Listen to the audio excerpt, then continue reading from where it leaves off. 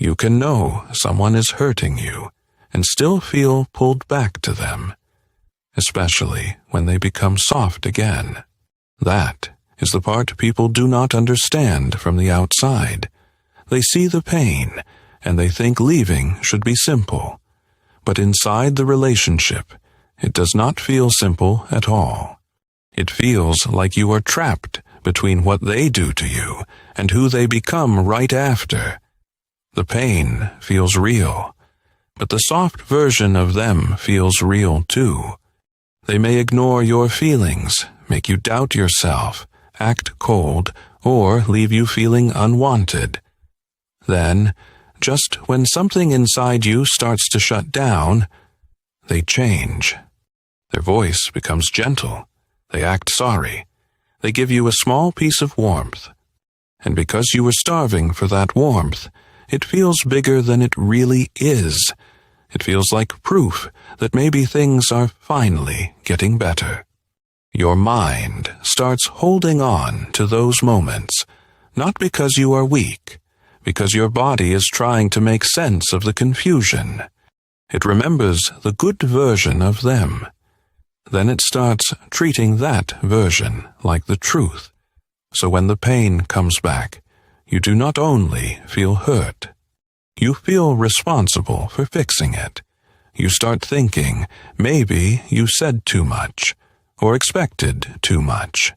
Maybe, if you stay calm, love better, explain better, they will finally stay kind. That is how the bond gets deeper. It does not happen all at once. It happens through little moments of pain, followed by little moments of relief. It is not just love anymore.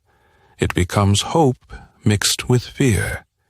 You are not only attached to the person, you are attached to the moment when the pain stops. That sudden relief can feel like love, because for a few minutes, your whole body can finally breathe again. But relief is not the same as safety. In a trauma bond, the bad moments make the good moments feel more powerful. A small apology can feel like proof. A quiet hug can feel like a fresh start. One calm conversation can make you forget days of anxiety. Because you want so badly to believe the painful part is over. And the harder it hurts, the more meaningful the gentle moments seem. That is why walking away can feel strange. Part of you knows the relationship is damaging you. Another part keeps waiting for the version of them you saw before. The sweet version. The careful version who made you feel chosen for a little while. You are not just missing them. You are missing the promise your mind built around them. You are missing who you hoped they would finally become. Over time, your body gets used to the cycle. The tension, the waiting, the fear of setting them off. Then comes the relief when they return kind again. It becomes familiar, and familiar can feel safe, even when it is slowly breaking you down. That is why the pattern can feel so hard to leave. This is where many people confuse anxiety with connection. If someone takes over your thoughts, it can feel intense. If their mood controls your peace, it can feel deep. But intensity is not always intimacy.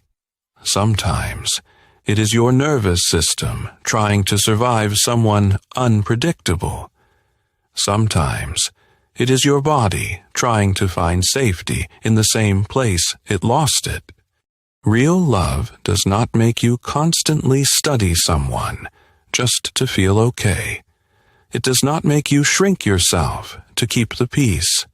It does not leave you grateful for the bare minimum just because yesterday felt worse.